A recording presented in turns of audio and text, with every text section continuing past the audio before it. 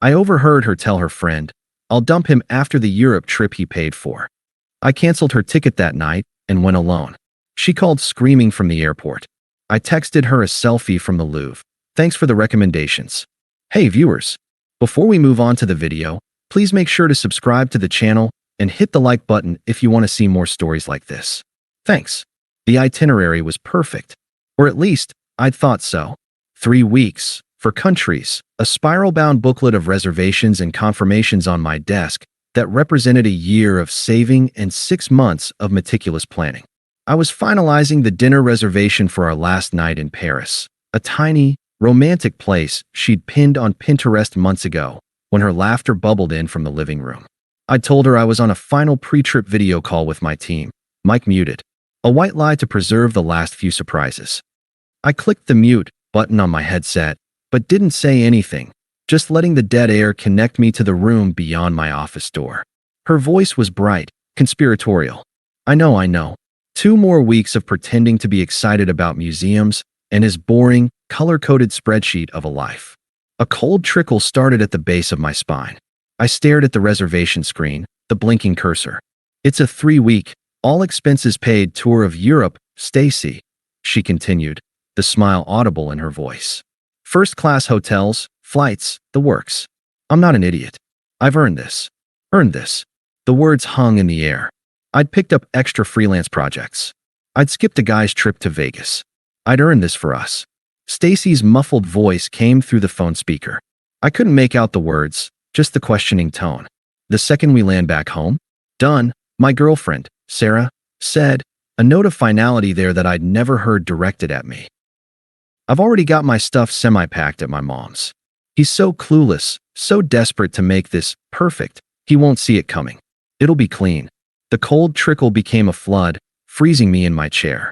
My hands, which had been flying over the keyboard, were now stone. The apartment, our apartment with the framed photos and the rug she'd picked out, seemed to tilt. Stacy said something else. God, no, Sarah scoffed, and the sound was a physical blow. Mark is nothing like him. Mark has actual ambition, a vibe. He doesn't plan spontaneity. Once I'm free and have those Instagram pics, Mark and I are going to Miami. That's a real vacation. Mark from her spin class. Mark with the podcast about cryptocurrency. Mark who'd borrowed $50 from me at a bar and never paid it back. I dismissed him as a harmless clown. A prop. A memory flash fired in the icy void of my mind. Last year, when she'd been crying over maxed-out credit cards from her shopping, the interest swallowing her whole. I'd taken on a brutal, 3-month website overhaul for a terrible client. The payoff cleared her debt. "You saved me," she'd whispered, tears on my shirt. I'll never forget this. I'd felt like a knight, a provider. Now, the words replayed with a new, grotesque subtitle, "Useful Idiot." The pain was a sharp, singular thing, a diamond-tipped drill to the center of my chest. But then, something extraordinary happened. As I sat there, listening to the woman I loved diagram my obsolescence, the pain didn't explode. It crystallized. It hardened into something clear, cold, and infinitely more useful, clarity. This wasn't a heartbreak. This was an intelligence report. She had presented her strategy, her timeline, and her exit plan. My role was to be the unwitting funder, the final chore in her project plan before moving on to the more exciting client, Mark. Anger tried to flare, a hot, red wave urging me to kick the door open, to scream, to demand. But it sputtered against the ice. Confrontation was what she expected from a clueless man. It would be messy, emotional, and ultimately, a negotiation. It would give her power, a chance to spin, to lie, to play the victim. It would be part of her drama. I didn't want drama. I wanted justice. No, not even justice. I wanted a correction.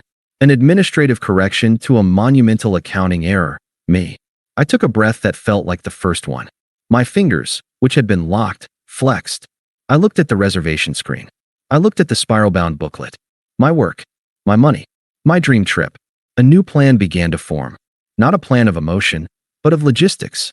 It was clean, precise, and utterly silent. I reached for the mouse. I unmuted my headset mic. "Yeah, Mike, I think that's the last of it," I said, my voice remarkably steady, pitched to carry. "Thanks for the late night. See you tomorrow. I heard a swift, rustling movement from the living room. The quick, guilty end of a phone call. Okay, bye, she chirped to Stacy. I stood up, my legs steady, and opened the office door. She was on the couch, phone face down, a magazine suddenly in her hands. She looked up, and her smile was a masterpiece of performative affection. It made me want to laugh. How had I never seen the seams? All done with work stuff, she asked, her voice sweet. All done, I said, walking over. I leaned down and kissed her forehead. Her body was tense for a half second before relaxing. Just finalizing the last few surprises for the trip. Her eyes lit up, and for a heartbreaking moment, it looked real. I can't wait. It's all I've been thinking about. I just bet it is, I thought. Mine too, I said, smiling back. It was a perfect mirror of her own expression. The smile of a man who had a wonderful, color-coded future ahead of him. The smile of a man who saw nothing at all. I'm going to turn in early, I said, stretching. Big day tomorrow. Last-minute stuff to sort. Of course, babe, she said, returning to her magazine. Sleep tight. I walked down the hall to our bedroom. Our bedroom. For 2 more weeks, according to her schedule. I closed the door softly.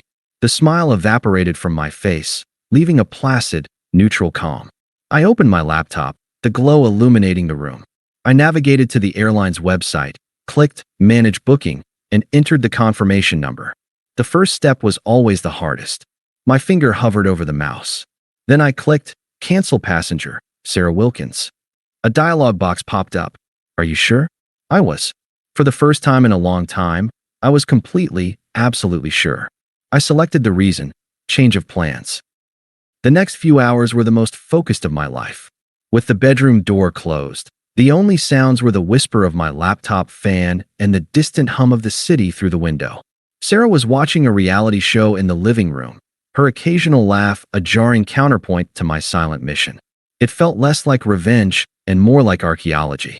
I was carefully excavating my own life, my own resources, from the ruin of a relationship that had already been declared a dead site by its other occupant. Step 1. Transportation. Her ticket was already canceled. I applied the credit to my own return flight, upgrading it to an exit row for comfort. Then, I went to the train reservations, the high-speed rail from Paris to Amsterdam, the scenic route through the Alps. One by one, I edited each booking. Passenger 2 was removed. The price adjusted downward. Refunds, where applicable, pinged back to my card. A small, satisfying chime of digital karma. Step 2. Accommodation. The hotels were next. A charming boutique place in Paris with a view of Saint-Chapelle. The Canal House Hotel in Amsterdam. The hillside villa in Italy with the terrace sheet specifically saved on Instagram. Login. Manage booking. Change from 1 room, 2 adults, to 1 room, 1 adult. Some charged a small fee. I paid it without a blink. It was the cost of freedom. For the ones with non-refundable deposits, I simply changed the name on the reservation to mine alone. She could argue at the front desk all she wanted. Her name wasn't in the system. Step 3. Experiences. The cooking class in Tuscany. The private guided tour of the Van Gogh Museum. The sunset gondola ride in Venice. I canceled her spots. In some cases, this freed up a time slot I preferred. I booked it. Step 4. Finance. I logged into our shared trip account, a separate savings pot I'd set up. I transferred exactly 50% of the remaining balance back to my personal savings. It wasn't vindictive. It was mathematical. She had forfeited her share the moment she decided this was a transaction, not a pilgrimage. I left enough in the joint account to cover my single occupancy costs. Finally, I opened a blank document. I typed a clean, new itinerary. My itinerary. I printed it, the warm paper whispering out of the printer. I placed it in the center of the kitchen counter, next to the fruit bowl. A decoy, a relic for her to find. My own bag was already half-packed in the closet. I finished it in 10 minutes, taking only what I needed. I left behind the sweater she'd bought me last Christmas, the one I never liked. I left behind the cologne she said was our scent. Let Mark smell like it. I slid into bed beside her just after midnight. She murmured sleepily and curled away from me, towards her nightstand. I stared at the ceiling, my mind not racing, but calmly reviewing the checklist. Every I dotted, every T crossed. I felt a profound, surreal peace. The grief was there, a hollow chamber in my chest, but it was sealed off behind a wall of pure purpose. I slept a deep, dreamless sleep. My alarm went off at 4 a.m.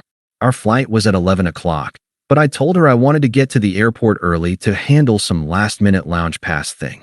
She'd groaned but agreed. I dressed in the dark, shouldered my single bag, and walked to the bedroom door. I paused, looking back at her sleeping form in the pale blue light from the window. The woman I'd thought I'd build a life with. Now, she was just a shape under a duvet, a problem I had already solved. I felt nothing. The Uber picked me up at 4:30. As we pulled away from the curb, I didn't look back at the apartment. I was already gone. The airport was a cathedral of quiet efficiency at that hour. I checked my bag, sailed through security, and found my gate. I bought a coffee and a paperback I'd been meaning to read. I turned my phone to airplane mode before I even boarded. As the plane lifted off, the city lights shrinking into a grid of insignificant sparks, I felt a weight dislodge from my soul and vanish into the jet stream. I didn't turn my phone on when we landed at Charles de Gaulle. Paris was overcast and beautiful. I took the RER into the city, found my hotel, and checked in with an ease that felt miraculous. The room was small, perfect, and mine alone. I dropped my bag and went walking. It was late afternoon when I finally powered on my phone. It chimed and vibrated for a full minute, a frantic, dying insect. Dozens of missed calls. A torrent of texts, escalating in panic and fury. I scanned them without opening. Where are you? The Uber's here. At the airport. Where are you? They say my ticket is invalid. What did you do? Answer your phone, you psychopath. I'm at the check-in desk. They say I'm not in the system. I sipped my espresso at a corner cafe table, watching Parisians stride past with their baguettes and purposeful indifference. I felt aligned with them. I was just a man at a cafe, watching the world go by. The phone rang again. Sarah. I let it go to voicemail. It rang again immediately. On the third ring, I took a breath, tapped the green button, and held the phone to my ear without speaking. The sound that came through was not a voice, but a shattered vase of noise, screams, airport announcements, and ragged, hyperventilating sobs. What did you do? She shrieked, the words distorted by fury and a terrible, public humiliation. The airline says I have no ticket. They're looking at me like I'm insane. The hotels. I called the first one as a backup. They said the reservation is only for you. Where are you? I let the static and the scream hang in the Parisian air for a beat. I took another slow sip of my coffee. It was excellent. I'm in Paris, I said, my voice flat, calm. A stone dropped into her whirlpool of chaos. You should probably call Mark. Maybe he can book you something. He has ambition. A vibe. I ended the call. I didn't slam the phone down. I just tapped the red button and set it gently on the wrought iron table. The silence that followed was the most luxurious sound I'd ever heard. I finished my coffee, paid, and left a €2 coin on the saucer. The plan for the next day was the Louvre. It had been her idea, of course. She'd talked for weeks about the winged victory, the Venus de Milo, making a cute video for TikTok in front of the pyramid. I went for myself. I spent hours getting gloriously lost. I stood before canvases that had survived centuries and felt my own small drama shrink to its proper, microscopic size. In the den and wing, I finally found her. The Mona Lisa was smaller than I'd imagined, shielded behind glass and a respectful crowd. She was enigmatic, quiet, her smile knowing. It was a smile that had seen every kind of betrayal, every human folly, and had simply chosen to keep her own counsel. I felt a kinship with her in that moment. I turned, raised my phone, and took a selfie. Just me, with her faint, inscrutable smile over my shoulder. The lighting was perfect. I looked well, rested, at peace. Myself. I opened my texts, scrolled past the cascade of red notifications from her number. I selected the photo. I typed a caption, not to hurt, not to gloat, but to state a simple, elegant truth, the final line of the report. Thanks for the recommendations. The art is breathtaking when you're actually seeing it for yourself. I hit send. Then, before any response could bubble up, I went into my settings. I blocked her number. The action felt ceremonial, a laying down of a burden. As an afterthought, I opened Instagram, an app one rarely used. I posted the same photo. No tag, no location, just the picture. The caption, perspective. Then I logged out. I didn't need to see the comments. I didn't need to witness the social fallout. But I knew it would happen. Stacy would see it. Their other friends would see it. They'd see my calm face in Paris, and they'd remember Sarah's hysterics from the airport, the story she'd inevitably tried to spin. The math wouldn't add up for them anymore. The narrative of the clueless boyfriend would crumble under the weight of a single, tranquil, unanswerable selfie. Karma, I was learning, wasn't a lightning bolt. It was a quiet, inevitable process of cause and effect. She had planted the seed of betrayal with cold calculation. I had simply chosen not to water it. I had simply walked out of the garden and into the sun. Walking back to my hotel along the Seine, the evening light painting the stone buildings gold, I realized I wasn't thinking about her at all. I was thinking about what I wanted for dinner. I was thinking about the train to Amsterdam tomorrow. I was, for the first time in years, thinking only about what I wanted. The silence wasn't empty. It was full of possibility. Amsterdam was a dream of water and light. I learned to bike without hands along the canals, ate stroopwafels warm from the market, and spent a whole afternoon in a single bookstore, talking to the owner about obscure 20th century novels. The ghost of Sarah's voice, boring, color-coded spreadsheet of a life, would occasionally whisper, but it had no power here. My life, it turned out, wasn't a spreadsheet. It was a blank page, and I was writing in pen. My phone was a tool for maps and camera use. Notifications were off. But a week into the trip, as I was packing my small bag for the train to Switzerland, I saw a voicemail from a number I didn't recognize, but whose area code I knew. It was Stacy. A part of me wanted to delete it. But another part, a colder, more curious part, wanted to hear the official spin. I put in my earbuds and pressed play. Hey, it's Stacy. Her voice was strained, a poor imitation of warmth. Look, I know you're probably having your moment over there, but you need to call Sarah. What you did was, it was cruel. You humiliated her in public. She's a mess. She's crying all the time. And Mark? Total loser, obviously. He ghosted her the day after the airport thing. So she gets it, okay? She made a mistake. But what you did, that's a character thing. You can't just vanish like that with someone's trip. It's psychotic. Be the bigger man. Call her.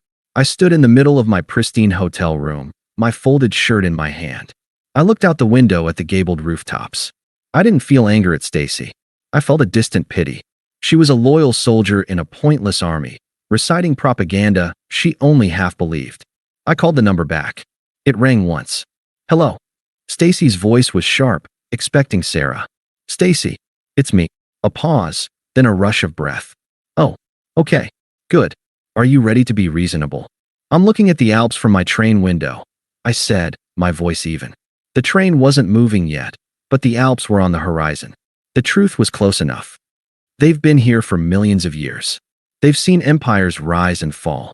Do you think they care about airport drama? What? Don't be a pretentious ass. This is about a real person you claim to love, who is, I don't. I interrupted, the statement floating out clear and weightless. I don't care. Have a nice life, Stacy. I ended the call. I blocked that number too. The action was becoming habit-forming. Liberating. I finished packing, the encounter already fading, less significant than choosing which socks to bring. The Alps were not a disappointment. Hiking alone, with only the crunch of my boots and the distant clank of cowbells for company, I felt my mind stretch and quiet in a way it never had. One evening, in a rustic lodge, I checked my email. Amidst travel confirmations was one with the subject line, a mother's plea. It was from Linda, Sarah's mom. I skimmed it. I never wanted to get involved, but my daughter is shattered. What you did was calculated and cold. She sees now how wrong she was, how much she took you for granted. She's crying every day, real tears of regret. You loved her once. I saw it. Can't you find it in your heart to forgive? She's sorry. True remorse deserves a chance. Please, call her. I read it twice. The language was interesting. What you did was calculated and cold. Yes, it was. It was a response in kind. Real tears of regret. Regret for what? For getting caught? For her plan failing? For losing the trip, not the man? I felt nothing. No swell of righteousness. No flicker of old affection. Just the clear, certain knowledge that responding would be an act of re-engagement. It would pull me back into their emotional orbit, their drama. I was in a different gravitational field now. I didn't draft a reply. I didn't rage. I selected the email and clicked delete. Then I went to the lodge's common room and spent the evening learning how to play jazz from a retired Swiss schoolteacher. I laughed more that night than I had in the previous year. The trip ended. I came home tanned, 5 pounds lighter, and mentally renovated. I'd given up the apartment lease from abroad. A simple email to the landlord with a penalty payment. My things, what few I wanted, were in a storage unit. I'd rented a clean, modern one-bedroom in a different part of the city, closer to a park where I'd started running in the mornings. Life was simple. It was mine. The encounter happened on a bright Saturday morning 2 months later. I was in the produce section of the upscale grocery store near my new place, debating the ripeness of an avocado. I felt a stare, the kind that carries weight. I looked up. Sarah was at the end of the aisle, clutching a handbasket. She looked diminished. Not ill, but frayed. Her hair was pulled back in a haphazard ponytail. Her eyes held a permanent, anxious tension. The vibrant, performative confidence she'd always worn was gone, replaced by a kind of nervous exhaustion. She was staring at me as if I were a ghost or a mirage. I held her gaze for a second, then looked back at the avocado. I gave it a gentle squeeze. Perfect. When I looked up again, she was walking toward me, her steps hesitant. She stopped a few feet away, her basket trembling slightly. "Hi," she said. Her voice was small, stripped of all its former musicality. "Hello," I said, placing the avocado in my cart. I see you." She swallowed. "You look good. Really good." "Thanks," I said, moving my cart slightly to let another shopper pass. I was polite, unhurried. She took a shaky breath. "I've been in hell. A real hell. I miss you. I missed us. What we had. Can we just talk? Even just coffee? No expectations. I need you to know how sorry I am. It's all I think about." I finally looked at her fully. I searched my feelings, scanning for the old ache, the anger, the love. There was nothing. Just a faint, anthropological curiosity. Here was a person who had once been the center of my universe. Now, she was a mildly inconvenient acquaintance in the grocery store. I offered a small, polite smile, the kind you give a cashier or a stranger who asks for the time. "I'm sorry, I'm in a bit of a rush," I said, my tone carrying a mild, genuine apology for the rush, but none for her. Her face crumpled, just for a second, before she steeled it. "Please. 5 minutes." I glanced past her, down the length of the gleaming aisle. "Actually," I said, my voice calm, detached, "I think the line is shorter over there." I nodded toward the express lanes. "Take care, Sarah." I didn't wait for a response. I turned my cart and walked away. I didn't feel a need for a final, cutting line. There was no power in hurting her. The power was in the absolute, unassailable lack of impact she had. I didn't look back. I didn't wonder what expression was on her face. I didn't hurry my pace. I wheeled my cart to the shorter line, as I'd said I would. I unloaded my groceries. The avocado, some fresh fish, lemons, asparagus. Healthy, simple food for one. As the cashier scanned my items, I realized what the feeling was. It wasn't victory. It wasn't even satisfaction. It was silence. A deep, internal silence. The kind where you can hear your own thoughts clearly, without static, without the frantic, desperate background noise of someone else's narrative. I paid, collected my bags, and walked out into the bright sun. I thought about the steak I would grill for dinner. I thought about the book I was reading. I thought about the quiet of my own apartment. I didn't think about her at all. She had become what she'd always secretly believed me to be, irrelevant. The difference was, I didn't have to say it. I just lived it. And living, I had discovered, was more than enough. Thanks for watching. Make sure to subscribe to the channel and hit the like button. What do you think about this story? Share it in the comments.